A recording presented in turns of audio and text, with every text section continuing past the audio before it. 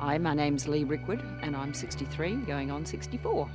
My passion is jumping out of perfectly good aeroplanes. When I started, I was 51. I met my husband. He jumped out of aeroplanes and I thought, wow, that sounds like fun. I've got to give this a go. And so I did. And I was hooked from day one.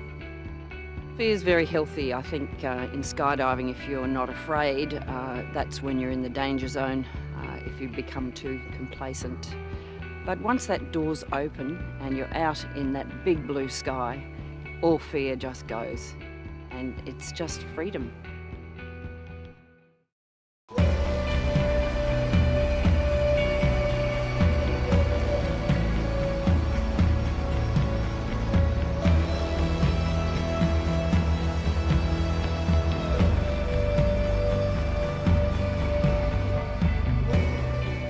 When I lost my husband, I found it very difficult to sleep.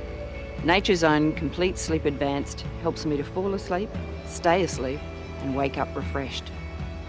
I'm a busy person and I want to be awake, alert, and have that go-get-'em attitude. I have 546 skydives. My goal is to do my 1000th skydive on my 80th birthday, and that's very doable.